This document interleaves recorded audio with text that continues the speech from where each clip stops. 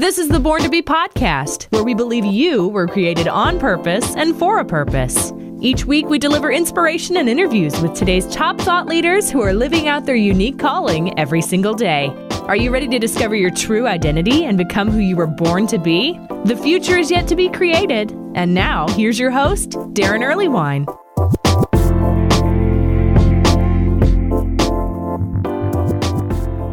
Welcome back to another episode of the Born to Be podcast. So excited you guys have tuned back in to join us again.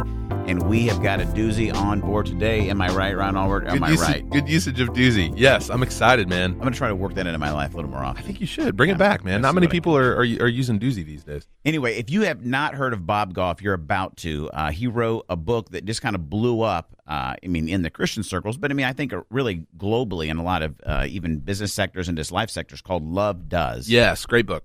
And it's been out for, about 5-6 years now. And Bob is actually, he talks about it here in the podcast, but he's a lawyer, but he's become like the official, representative of the consulate of Uganda or something, right? Yeah, it's crazy. He flies a Ugandan flag in his yard in, I think, San Diego, where he lives. Yeah. Because he's legit, Uganda recognizes him as the consulate general. Yeah. It's crazy. Which is really, really cool. But he has done some amazing stuff. And one thing I love about Bob is he, in his book, Love Does, he was able to make, I think, just some really cool practical connections of what does it actually look like? Like, what does love do? Right. And then he's got a new book coming out April, what'd you say? 17th, 2018, called Everybody Always.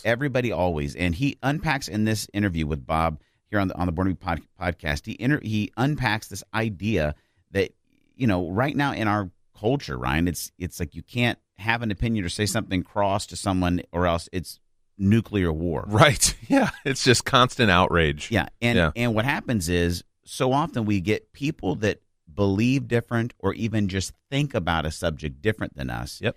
And we become very faction. They're those kind of people and I'm these kind of people. And we're not going to ever get along or ever even interact. Yeah. One thing he talks about is how we avoid each other. And when we're avoiding people that think differently than us or that are difficult to love, basically what happens is we end up not loving people, which if we're actually trying to become who we were born to be and connect that to a connection with Jesus, loving people that are difficult to love, unfortunately, or fortunately, is a part of the situation, right? Yeah, I love how he says, hey, love everybody always and start with the people who creep you out. It's such a unique strategy. It's like, but I don't want to do that. Yeah. They creep me out. And he's like, no, those are the people who God has called you to love. Yeah, he makes some really, really great points. I know you're going to enjoy this episode of the Born to Be podcast. So here's what we're going to do. We're going to give you the interview with Bob in its entirety as it aired on Radio Theology. And then, Ryan, I'll jump back with you and just kind of sum up some thoughts after the interview. So enjoy this interview with Bob Goff right here on the Born to Be podcast. All right, awesome. So, what are your hopes for this new book, Everybody Always? Yeah, well, the first book I wrote, it was about 5 years ago. It's called Love Does. And I wrote it because the publisher said if I wrote the book, they'd build a school in Uganda. And I'm like, that's terrific. And so it ended up being better than selling cupcakes. We ended up selling like 1 million. If I made cupcakes, people would die. But I know how to spell. And so I wrote this book, and then we started schools in Uganda and Somalia and Iraq and Nepal. And get this, we're starting our next school in Afghanistan. What could possibly go wrong? Right. So one of the things that happened along the way in the 5 years that have passed since Love Does is it just seems like everybody's on edge. Do you guys notice that? Like everybody's really just uptight. And I thought, man, there's all these people that Jesus said that he made, but that we don't get along with each other because there's actually some people that are actually kind of wrong-minded and mean-spirited. And I've realized about myself that I've spent my whole life avoiding the people Jesus spent his whole life engaging. Right. I just want to hang out with nice people like the two of you. So the book, Everybody Always, is about how do you deal with difficult people. I mean, you take these demands of Scripture. It talks about loving your neighbor, which is terrific if your neighbor bakes cookies and they're awesome. But what if they actually aren't and they don't? Right. And forget going across an ocean.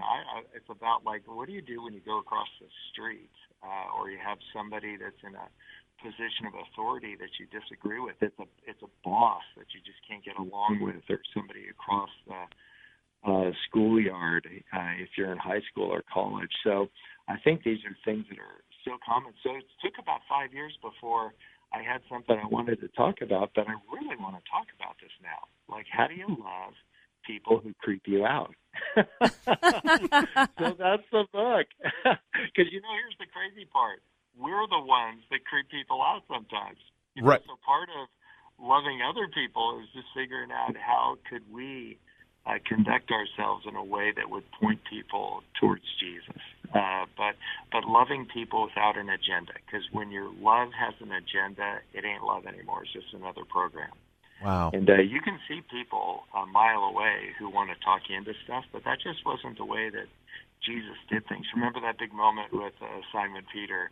He said, "Who does everybody say I am?" And he said, some say a teacher and some say a prophet, but I say you're God. And he said, "You nailed it. But flesh and blood doesn't reveal that to you, but the Spirit." The whole idea is that we let people know who God is by the way we treat them. And not just the nice people, because it's super easy to be nice to the people that are nice. But if you want a report card on your faith, see how you're treating the people who creep you out. So that's what I've been trying to do. Just engage people who I've been avoiding, and I'm making some halting progress on it. Yeah. Because I'm actually thinking about it. So instead of forming these opinions about everybody and winning a bunch of arguments. I mean, I'm a lawyer. I win arguments for a living. This is 30 years. I've never lost a case. Isn't that nuts? Wow. Because I'm an awesome lawyer, I'm an awesome picker. I only pick arguments nobody could lose. And so what if you just decide not to raise your voice with people? Like, you just don't need to do this, because Jesus doesn't need a lawyer. He just needs humble men and women who know what they believe and why they believe it, and they're willing to engage people that they disagree with. But they engage them with love. Because the underlying all this is, I don't want people to meet my opinions. I want them to meet Jesus. And the way that they're going to meet him is to get some of my big opinions out of the way. Wouldn't it be horrible if the three of us get to heaven and somebody is talking to us and they say, "You know what? You and your big opinions blocked my view of Jesus for 20 years." Wow. Yeah. So it doesn't mean that you don't know what Scripture says, but if somebody says something that is in a different direction than the Bible talks about, you don't have to switch into lawyer mode. You don't need to help baby Jesus out. He's out of the crib. Read Revelation. He's got this thing. Hey, Bob, so one of those people that creeped you out, and I've heard you speak a number of times with, Donald Miller's Storyline Conference and some other times around Indiana. You said you had an interesting encounter with a Ugandan witch doctor. Would you be willing to share that story with our listeners? Yeah, you bet. It was a number of years ago that a little boy was abducted by a witch doctor in Uganda. And in Uganda, this idea of child sacrifice is a thing. You'd think that would be from hundreds of years ago. It actually happens right now. But nobody's ever taken on a witch doctor because they're afraid of these guys. But we're not afraid of them. They're punks. I mean, Jesus has all the power. And so I asked the Chief Justice of their Supreme Court if we could try Uganda's first death penalty case against this guy, because he abducted this kid and did some horrific things, but this child lived. And so we tried Uganda's first case against this guy. His name was Kabi. And Kabi we get the conviction, the word went out to 41 million people. And this is the message, that we're not afraid of you guys anymore. You touch a kid, it's over. Well, Kabi goes to this maximum security prison, and I started thinking about what Jesus was talking about in Matthew 5 about loving your enemies. And so I reached out to the Lord and I said, "Can I meet Kabi?" Because last time I'd seen him was in the courtroom. And the warden said, "Absolutely not. I mean, this is death row. Nobody gets in here." And I said, "I'm the Consul General for the Republic of Uganda," because I am. And he said, "You're in." And so we started this relationship, this friendship together, which is just pretty awkward beginning to a friendship with somebody who had done so much wrong. But what I'm realizing is in this idea of loving people that you've been avoiding, I think that Jesus didn't so that they would grow. I think he said that we should love our enemies so that we would grow. This little boy that had the attack happen to him lost these body parts that would let him be a dad someday. And so the boy was just horribly injured in this crime that had been committed. But a doctor in Los Angeles found out what happened to him. And he called me up at home and said, Bob, you don't know me, but I heard what happened to this little kid, and I can fix him. And I'm like, buddy, you didn't hear what got cut off. You can't fix that. And he said, I'm the chief of surgery at Cedars-Sinai Medical Center. And so I drove up to L.A., and I'm like, buddy, he starts showing me what he's going to do, which is way too much information. But I asked him, what would this cost? And he said, it would be staggering, but I'll do it for nothing. Wow. I'm like, I can afford nothing. I flew back over to Uganda, and I became this young man's legal guardian. And we're flying back to the U.S. for this massive operation. And we stop in London, and this is when Obama was the president, I get an email in my inbox, and it just said this, from the White House. It said, we'd like to meet Charlie. Wow. And it's legit. So we go. We fly on no notice to Washington, D.C. I'm still making payments on that ticket.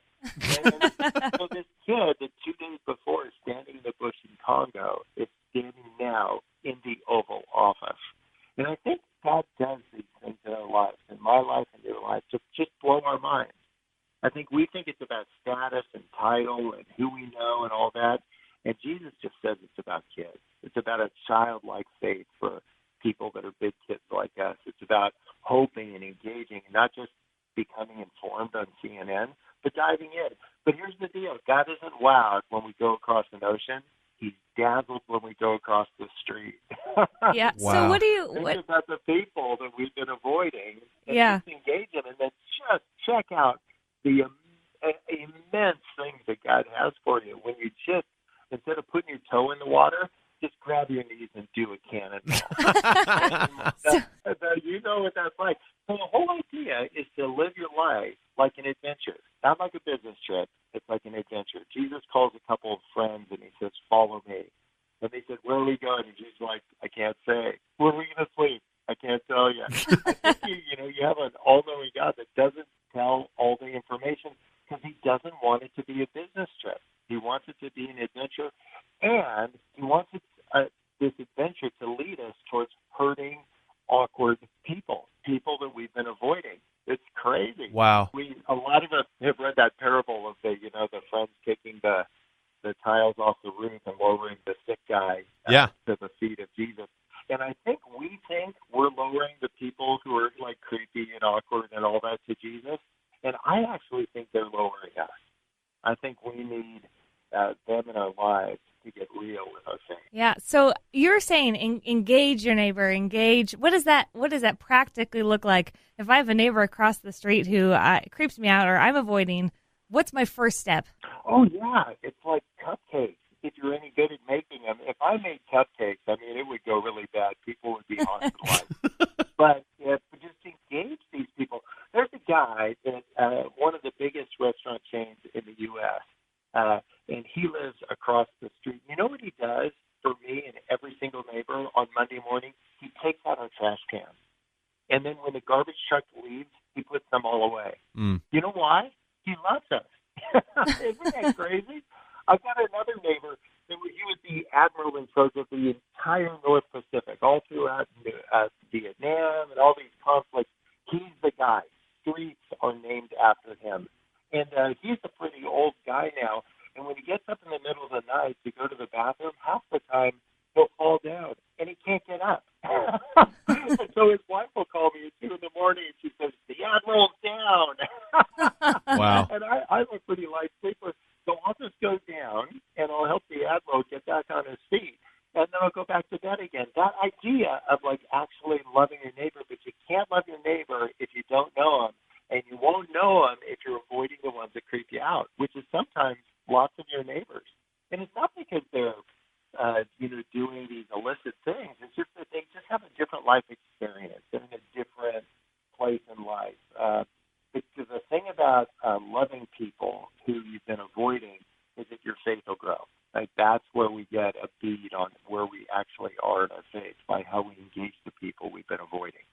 great. So that's what Everybody Always is about. It's just a book about loving creepy people and what to do when there's setbacks in your life. I spent 22 years building this lodge in Canada. A couple of guys got together. They put two oily rags together, burn it to the ground. By mistake, it spontaneously combusted. Mm. And you know what? I was really bummed. That was a big disappointment for me. But here's the deal. I was sad, but I wasn't stuck. And sometimes what happens is we get stuck in our lives. There's disappointment. Somebody's done something really bad to us. And we just over-identify with this tragedy in our life instead of moving forward in these beautiful ways to see, well, what's God got for us next?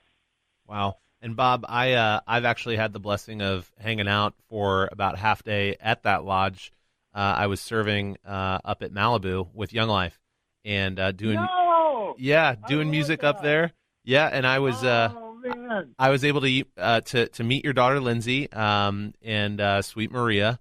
And you were out, I don't know, probably changing the world somewhere. But thank you for that hospitality. I'm sorry the place burned down, though. But I understand you helped rebuild up there, right? Yeah, well, we're building it again. It'll take a couple minutes. It took me 20 years the first time, but I think I can get this next one done in 10.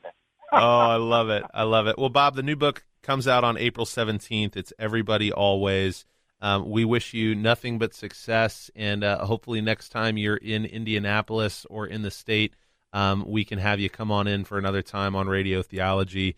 Thank you for your time. Thanks for the message that you're putting out into the world that we're trying to put out as well. And we love you, man. Thanks for your time. Oh, thanks so much, you guys. Keep leading with love. I'm proud of you. We're back. I know you enjoyed that interview with Bob Goff. His book comes out April 16th. 17th. Right. So if you're listening after the 17th, go out and get the book. You can find it Amazon, Lifeway, Books A Million, wherever you buy your books, you can get it there. And I would suggest you do so.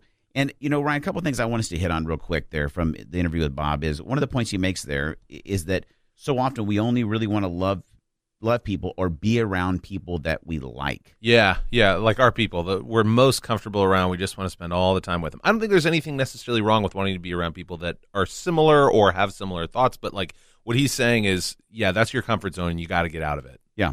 Well, I think in our culture right now, we have everybody basically, I think we have become comfortable in just an echo chamber, right? Mm-hmm. Where I get with people often that are my same race, mm-hmm. same religious persuasion, mm-hmm. same sexual persuasion, mm-hmm. same everything, maybe same economic situation, like everything same, so that I'm never really challenged in what I think or how I was raised or the way I'm interacting with people. Yeah. And what it's creating is a really, really unhealthy social situation. And I think one of the points that he makes that was a challenge to me is that it's in the process of actually loving and being around people that you may not like or are difficult to love. That's where the real growth happens for you. Yeah, and I like also what he said where he's like, actually, sometimes we, Christians, followers of Jesus, are the ones who creep people out. Yeah. Or maybe it's not necessarily us, but it's someone in their past Mm-hmm.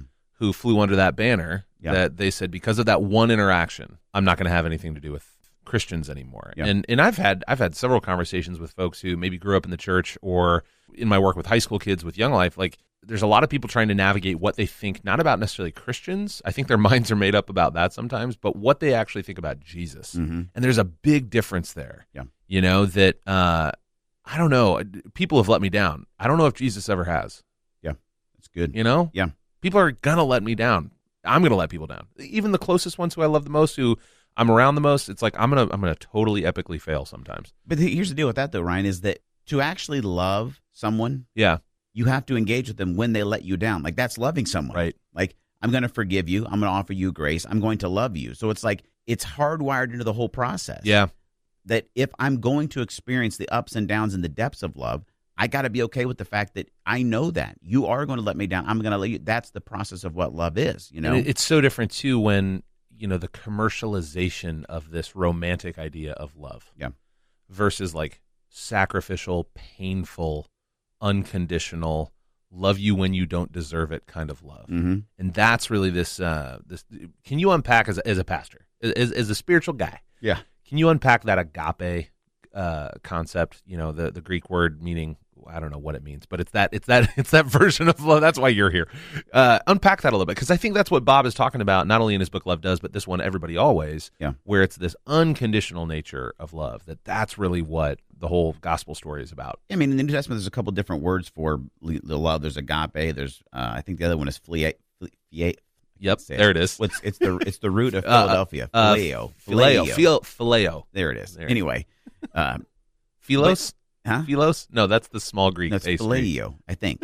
It's where Philadelphia comes from. I need to look this up. We'll Trust get it. Me. Anyway, one basically means like friendship kind of love, and then agape is this idea of divine, unconditional, type of love. And that's when we're coming down to it. I mean, Jesus says, listen, you know what I mean? If the way the world's going to know that you're even connected to me is the way you love each other. And not like, yeah, I'm cool with you if you're cool with me. Right. But like, no, I unconditionally want connection to you. And I was just read a book called Keep Your Love On by Danny Silk. I don't think we've talked about it here on the podcast before, but he talks about that so often our maybe unspoken and really we don't even know it. We don't even know that our purpose in life is actually managing fear. That most of our life, the purpose of our life is managing our fear and distance from other people. So I do everything in my life to deal with the fear of rejection or just basically rejection, right? Of unreciprocated love. And so I do almost all of my strategies in relationships is to manage how much distance I need from you to feel safe to deal with my fear. So creating a buffer, like insulation against potential discomfort that comes with being rejected. Yeah. Wow. And we even do it like in our marriages. Like I've started to realize for myself, like, is when I get uncomfortable or I feel insecure or I get mad, like, well, there's a fear there and that dictates what I do. And I basically, one of my first things I do is I move towards disconnection with my wife. And take that into my neighborhood is like, if I'm letting fear basically control me and my distance, like, I mean, look at the way we have our houses now. Like, I'm going to need my big house and my security system and my fence, and I'm going to just live on my back porch, not my front porch. Right. Because I'm going to need distance from you. Right. I mean, it just keeps going out that way. But one of the things that Danny Silk talks about in his book is that the agape love of God, it is always, and I think this is what Bob was talking about, like, everybody always is, it is always on. And God's purpose is always, I will love you and I will move towards, so unconditional love in connection to you. Yeah. So I'm always loving you and I'm always moving towards you. And that's a difficult place to get, especially when we're afraid of someone's culture, we're afraid of someone's actions, we're afraid of someone's political views, where it's fear that drives it. And I think the only way we really experience that is by us spending a significant amount of time meditating on and realizing and experiencing the way that God actually loves us, That's a good word, man. I know we're talking about Bob Goff's interview and you're talking Danny Silk. There's a great quote by Rick Warren, pastor out on the West Coast, wrote The Purpose-Driven Life, big book. He says, our culture has accepted two huge lies. The first is that if you disagree with someone's lifestyle, you must fear or hate them. The second is that to love someone means you agree with everything they believe or do. Both are nonsense. You don't have to compromise convictions to be compassionate. That's really good. Yeah, and I think, having that agape love, that unconditional sacrifice love, and having the phileo, I looked it up. It is phileo. You were right. Yes. Brotherly love, fraternal love. Yeah. You got to have both. Yeah. And they're both in play with God. Yeah. All the time. I love it. Let's move on. One of the other things that Bob talks about in there is, and I thought this was really good, when he says that when your love has an agenda, it's not love anymore. Yeah, that was cool. That was a neat point. What resonated with you? Well, it just made me think about, the way that a lot of times I think Christians or church people have dealt with how they love their neighbor, which basically the agenda is get you to my church on Sunday. Get you to join my team. Yeah. Yeah. Like, I'm loving my neighbor. Why? Oh, because we got Friends Sunday coming up. Going to invite him. It's big. I got a yard sign. It's a box that I got to check this week. Yeah. Yeah. And even well-intentioned, like thinking, right, that's the most loving thing I can do is get my neighbor to go to church with me because that's where they're going to meet Jesus. Yeah. No, maybe. There they may be presented with the gospel and they may raise their hand and make a decision. But where they're going to actually meet Jesus is not going to be at your church. I don't care how good it is and how many laser lights they have and smoke and how big the screens are, right? I don't care how good the donut holes are or if you have like special, like, really great coffee from Costa Rica. Yeah. It's fair trade. It's fair trade organic, it's double organic. I don't care how good your church is. They're not going to meet Jesus there. Right. They're going to meet the Jesus that they're going to learn to follow and actually learn how to love people. Yeah. at your table in your backyard, seeing how you actually love Jesus. And also, I think seeing me sharing, as our good friend and fellow co-host Lisa Graff would say, sharing our mess first. Yeah. And being vulnerable, showing warts and all, and being accepting and loving ourselves in that. And then also extending the same amount of grace that we would want extended to us. And I think those little simple moments of love in action is what Bob's talking about. I think he said, we don't have to cross an ocean. I think God is dazzled when we cross the street. And that was a really cool line for me. I mean, we've got next door neighbors who are going through a really, really hard time, painful time right now. And I'm not going to share all the story because it's their story to share, but we were just coming back from the park the other day with our kids, just out on a walk after dinner. And it was amazing how a 15-minute interaction with our neighbor who's going through some really tough stuff hopefully brought them to a different perspective in their day that gave them just the right amount of encouragement, the right amount of hope in a pretty dark time right now. And I think those little things over time is when God can really speak to those people on the receiving end. But I think what's cool that Bob says too is that those moments are for us as well, where God is growing and changing us and challenging us in our walk with him and with our neighbor. And I think the reason this matters, here on the Born to Be podcast, we talk about, we're helping you try to discover who God created you to be. Yeah. What's God's purpose in your life? And one thing I think I forget too often, because, I'm a pioneer, apostolic, kind of create the future, move forward kind of guy, change the world. Let's go. What I don't do very well is love people and deal with relationships. And one thing that God's been challenging me on, and I hope that will resonate with some of you guys that are listening, or ladies that are listening right now, is the fact that the number one agenda, like what you were born to be, number one, is a reflection of God's love to the people that are in your life and the people that you interact with. So, you start a new company, do a big thing, change the world, whatever. Yeah. But the operating system along that whole adventure is how well do you love the people that God brings to your path, whether they're easy to love or not. That's a great word, man. Like I had lunch yesterday with a buddy of mine who is a college freshman. He goes to Rose-Hulman. The kid is brilliant. Yeah. He's going into the Army. Like, he's going to design some really cool stuff. And I just encouraged him. I said, focus more on who you're becoming than what you're going to be doing. Yeah. Now, that's also important, like career, vocation, like awesome. Like, the world needs brilliant minds designing awesome, cool things, Nick. But at the same time, focus more on who God is growing you into being, because not a lot of people are going to ask you those questions. Yep. Yeah, being trumps doing, in my opinion. That's good stuff. Last thing I want to get to is when he talked about there in the interview, this idea that Jesus is inviting us on an adventure, not a business trip. I loved that. Yeah. And that does totally resonate with the, entrepreneurial apostolic side of me. I'm like, that's right. Here we go. It's an adventure with Jesus. Yeah. Unfortunately, it's an adventure loving other people that you don't like that much. But Right. Yeah. Yeah. I love that image, and I hope that inspires you of wherever you're at right now in life, is that, possibly you found the Born to Be podcast because you're really looking for that adventure. Yeah. And one thing I want to encourage you on is it might be in Uganda, but I love what Bob's saying is that it literally might just be across the street. Yeah, yeah. Like, or within the relationships in your own home. Yeah. You know what I mean? It might even be the way that you were loving yourself, And I think neighbors, yes, because they're visible every time you pull out of the garage, they're there. Yeah. But I think a lot of the focus needs to be, too, like, you can't love your neighbor if you don't love yourself first, or if you don't come to an understanding of how much you are loved by the God who created you, and then you embrace that, and then you want to share that with other people, man. You can light up your entire cul-de-sac. Like, you can change a neighborhood, like the fabric of your community. Yeah. It's inspiring stuff, man. Like, Bob does crazy things. Like, I've seen him hypnotize a chicken on stage. It's crazy. It's like I've read stories about, like, him handing out cake pops to people that he doesn't even know. Well, don't they put on big parades for people, and like they had parades or something? They had a neighbor who I think was really sick, maybe, and it was her birthday, and she couldn't get out of the house.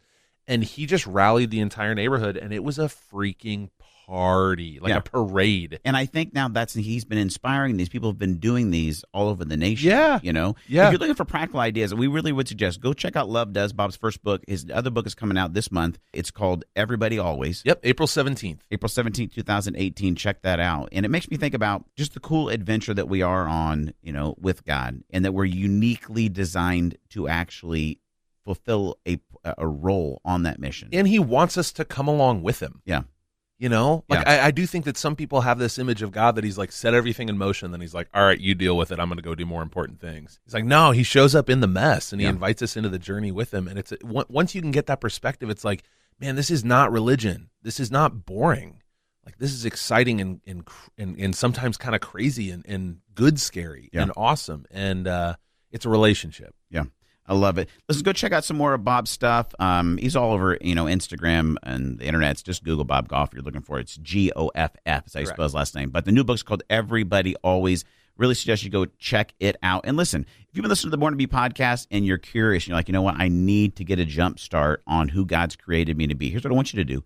I want you to go to IamBornToBe.com right now, and I want you to register to receive our free 5-day audio course called The Jump Start to Purpose. For the next 5 days, you'll get an email with an audio file that you can download. It's just a little 5-minute kind of audio lesson that will help you start your day and really jumpstart your process to discover who God's created you to be.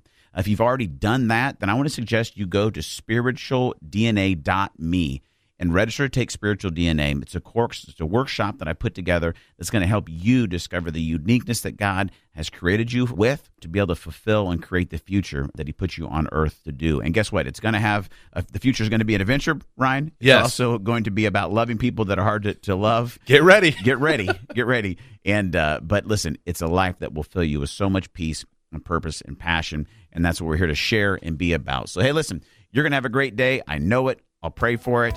Enjoy it. Thanks for tuning in to another episode of the Born to Be podcast. We'll catch you next time. Thank you for listening to the Born to Be podcast, where we believe you were created on purpose and for a purpose. Each week, we continue to deliver inspiration and interviews with today's top thought leaders who are living out their unique calling every single day. Be sure to catch us on Sunday with our next episode. Are you ready to discover your true identity and become who you were born to be? Then follow us on Facebook and Twitter. The Born to Be podcast. The future's yet to be created with your host, Darren Earlywine.